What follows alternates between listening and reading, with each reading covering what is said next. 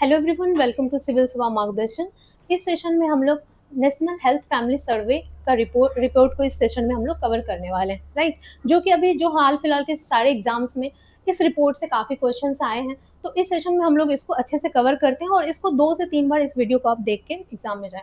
अभी जो एओडीओ का एग्जाम हुआ है और अभी बीपीएससी का जो आगे एग्जाम आने वाला है, इन सब में ये रिपोर्ट काफ़ी इंपॉर्टेंट है। चलिए, तो हम लोग इसमें जो कवर करेंगे, पहला नेशनल हेल्थ फैमिली सर्वे जो है वो फर्स्ट टाइम कब इसको कंडक्ट करवाया गया था, तो ये इंपॉर्टेंट है।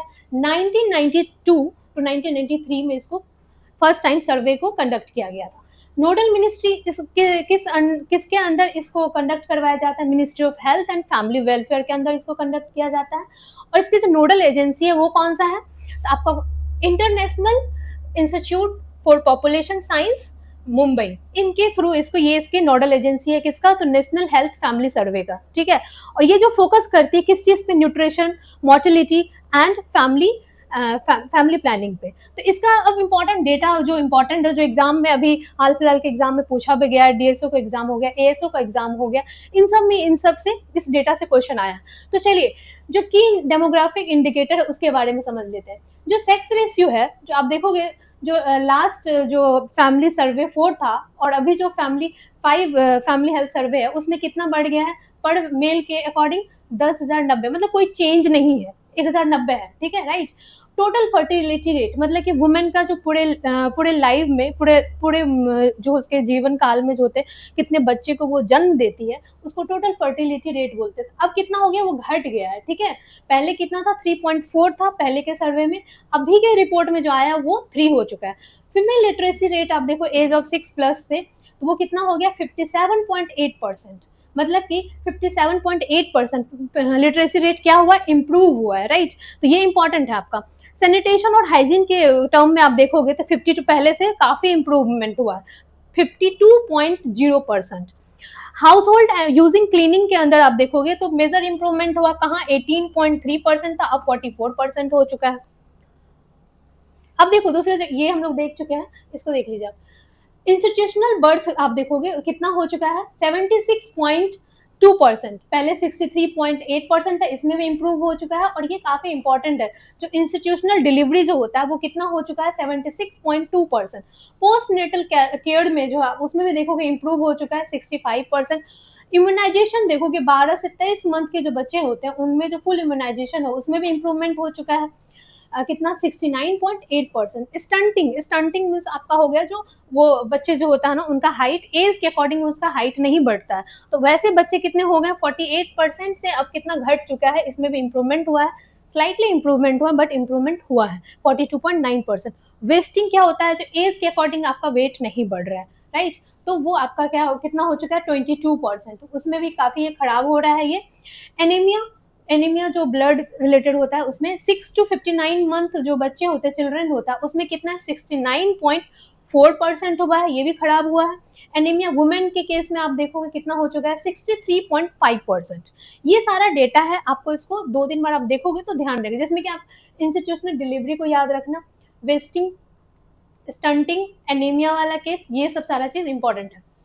अब इसमें देखो टोटल फर्टिलिटी रेट अभी मैं समझा ही चुकी हूँ आपको। इसके बाद हाउसिंग के केस में आप देखोगे, हाउसिंग और बेसिक कम्युनिटी के केस में total house hold rural areas में कितना है? 84% है, ठीक है।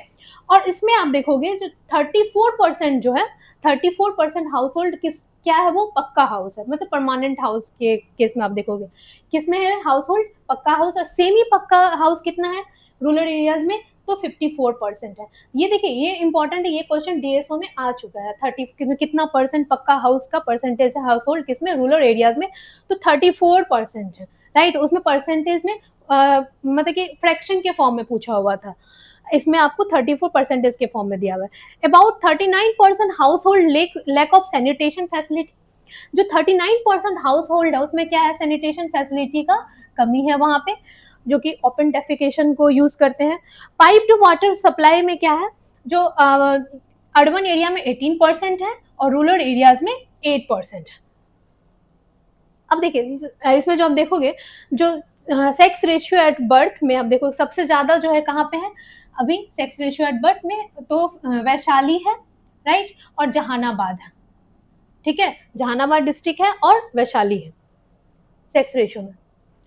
इसके बाद हेल्थ अवेयरनेस और इंश्योरेंस की कैटेगरी में आप देखोगे अवेयरनेस एट HIV, जो HIV के बारे में जो होता है ना अवेयरनेस कैटेगरी में, मतलब बस उनको नाम पता है HIV कुछ होता है, उस कैटेगरी में आप देखोगे मेन की कैटेगरी में 92% मैन है जो वो अवेयर है इस चीज के HIV और एड्स के बारे में, और वुमेन 76% अवेयर है। लेकिन कॉम्प्रिहेंसिव नॉलेज, डिटेल में नॉलेज बताना चाहो उससे इफेक्ट क्या होता है, कैसे वो फैलता है, कैसे क्या होता है, वो सारा चीज कितना मेन को पता है 25%, और वुमेन कितनी है उसमें 10.3% है ओनली। और हेल्थ इंश्योरेंस कवरेज के अंदर आप देखोगे only 50% household are covered by health insurance, बस 15% हाउस होल्ड है जो कि किसके अंडर कवर्ड है, वो हेल्थ इंश्योरेंस के अंडर कवर्ड है, जिसमें कि रूरल एरियाज में 15% और अर्बन एरियाज में 12% है। इसके बाद जो आपका आएगा इसमें, हाँ चलिए ये सारा चीज हम लोग कवर कर लिए, और इसके साथ साथ आप ये भी देखिएगा आधार कितना, आधार जो होता है, आधार कार्ड जो है वो प्रोसेस कितने किए हैं, कितने हाउस होल्ड में, 90% हाउस होल्ड में आधार प्रोसेस किए हुए हैं, ठीक है, उनके घर में आधार कार्ड जो है ना बना हुआ है, कितने परसेंट, तो 90% लोग के घर में आधार का सुविधा है, राइट। तो ये सेशन जो हम लोग इसमें क्या किए हैं, नेशनल हेल्थ फैमिली सर्वे 5 के रिपोर्ट को होलिस्टिकली इसमें कवर किए हैं, राइट। तो इस वीडियो को आप लोग 2 से 3 बार देखिए, अभी एडीओ का एग्जाम हो रहा है उसमें भी आपको यूजफुल रहेगा, और बीपीएससी 72 है और बिहार का जो भी एग्जाम है उसके लिए ये रिपोर्ट काफी इंपॉर्टेंट है। तो इस वीडियो, अगर आपको ये वीडियो अच्छा लगे तो please like share and subscribe this channel. Thank you.